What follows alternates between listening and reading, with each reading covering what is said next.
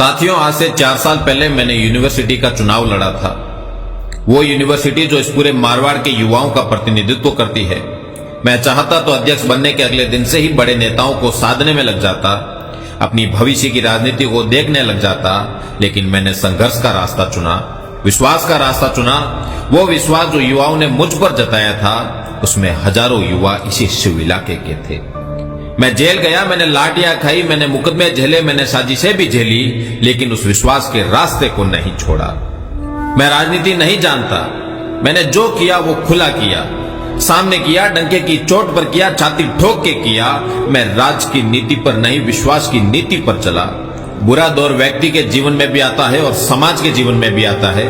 Corona के time भी आधी रात को किसी का फोन आया तो रवि ने फोन कभी साइलेंट नहीं किया।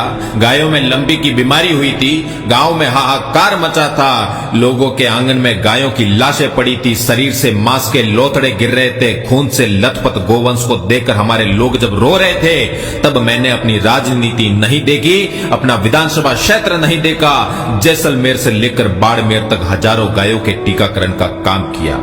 मुझसे जितना हो सकता था किया।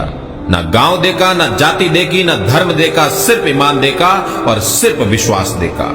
गाय वोट नहीं देती है, लेकिन हमारे इस इलाके के लोगों को रोजी रोटी गाय भेड़ बकरी पर ही तो टिकी है।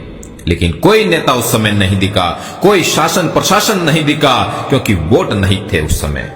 मुझे लंपी से तड़पती गायों के नजारों ने भीतर तक हिला दिया था। उससे भी ज्यादा मैं परेशान हुआ गांव के बेबस लोगों को देखकर, जिनको संकट के समय कोई पूछने वाला नहीं था, कोई माई बाप नहीं, कोई धनी दौरी नहीं। जनसंवाद यात्रा का विचार वहीं से निकला था। उसी समय तय हो गया था कि मैं इस पूरे इलाके में जाऊंगा, शिव से संवाद करूंगा, शिव के लोगों से संवाद करूंगा। मैं ढाणी ढाणी जाकर देखूंगा कि शिव के हालात क्या है, पीड़ाएं क्या है, जज्बात क्या है।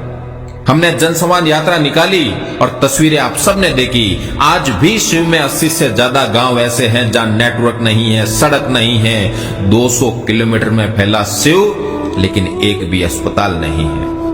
कोलेचा आरंग से लेकर मुनाबाव गडरा रोड तक बुखार भी आए तो इलाज के लिए बाड़मेर जाना पड़ता है। स्कूलों के हालात आप सब जानते हैं। जनसंवाद यात्रा में मुझे एक उम्मीद दिखी, बुजुर्गों के आंखों में उम्मीद, उनके आने वाली पीढ़ियों की बेहतरी की, युवाओं में उम्मीद बेहतर भविष्य की। बुखार और बीमारियों को झेलते हुए भी खेत में काम करती मां बहनों का विश्वास कि कल हमारे गांव में अस्पताल होगा।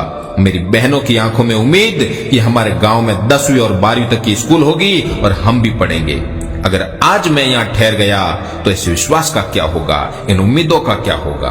अगर मैं ठहर गया तो क्या जवाब दूंगा भांडासर के उन 80 साल के लंगे खान को, जिनसे पानी का वादा करके आया था? क्या जवाब दूंगा डगारी गांव के उस बुजुर्ग को, जिन्होंने मुझे माला पहनाते हुए कहा था कि तुमने पोस्टर पर मेरे गांव का नाम लिखा, हमको जिंदा कर दिया फिर से?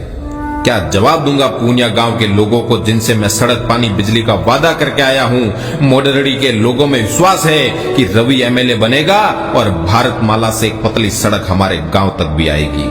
बरसिंगा से लेकर आरंग सोचरा तक के लोगों को मैंने सोलर में स्थानीय लोगों को रोजगार का वादा किया है। अगर आज मैं रुक गया तो क्या जवाब दूंगा थूमली, गिरल, आकली, तुड़बी के लोगों को, जो 10 मिनट का सफर 1 घंटे में पूरा करते हैं, जिनकी जमीनों को कब्जा कर कंपनियां और सरकारें करोड़ों कमाती है, लेकिन उन लोगों के हालात आज भी बदतर है, जिनके घरों पर रात में काला धुआं छाया रहता है, जिनसे मैं वादा करके आया था कि ये अंधेरा छंटेगा।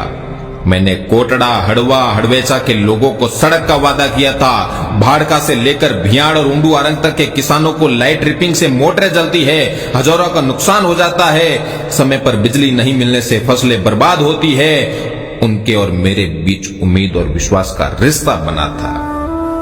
मैंने उन कोटड़ा के लोगों से कुछ वादा किया था, जिनका गौरवशाली इतिहास है, पहचान है, लेकिन वर्तमान बुनियादी सुविधाओं को भी तरस रहा है। ये हालात न सिर्फ शिव विधानसभा के रामसर, गडरा, चौहटन, भियाड़, हरसाणी, गिराब और गागरिया शहीद हर क्षेत्र के हैं, बल्कि हम जितना गहरा उतरेंगे, हालात और बदतर स्थिति भी हमारे सामने आएंगी। एक लाइन में सच को बोला जाए तो हालात है सरहद। मैं उन युवाओं को क्या जवाब दूंगा, जिनको मैंने कहा था कि एक एक को रोजगार देने का काम करूंगा? अगर मैं ठहर गया तो उनको मुंह कैसे दिखाऊंगा? बड़ी मुश्किलों के बाद, बड़े इंतजार के बाद मैंने गांवों के बुजुर्गों की आंखों में बेहतर कल की चमक देखी है।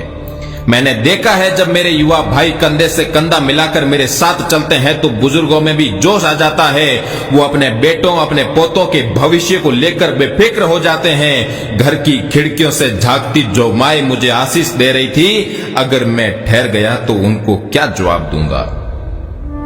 लोकतंत्र में चुनाव लड़ने का सबको हक है, लेकिन शिव की 4 पंचायत समितियों, 124 ग्राम पंचायतों, 630 गांवों और 2000 ढाणियों की तरक्की कैसे होगी, इसका प्लान किसके पास है। शिव के 200 गांव ऐसे हैं जहां 10वीं तक स्कूल भी नहीं है, बहन बेटियां अनपढ़ रह जाती है। सैकड़ों गांव है जहां आज भी सड़क नहीं है, स्कूल नहीं है, पीने का पानी नहीं है।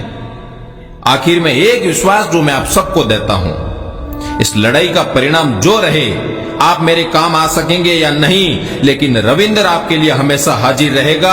आपकी लड़ाई अब आप नहीं, रविंद्र लड़ेगा। और सिर्फ शिव विधानसभा क्षेत्र की बात नहीं कर रहा हूं, आपके परिवार का, आपके कुनबे का, कोई भी व्यक्ति देश के किसी भी कोने में कैसी भी मुसीबत में हो, रवि को याद करना। अगर आपका भाई और आपका बेटा बनकर, आपके परिवार का बनकर काम ना करूं तो कहना उसी दिन राजनीति छोड़ दूंगा। The Maruti Nandan grand Nathdwara स्थित एकमात्र ultra luxurious 5 star hotel. Rajsamand जिले की एकमात्र 5 star hotel the Maruti Nandan grand में भोजन की स्वादिष्ट थाली अब सिर्फ 290 रुपए में। श्रीनाथ जी की नगरी नाथद्वारा में इस सुनहरे अवसर का आनंद अवश्य उठाएं।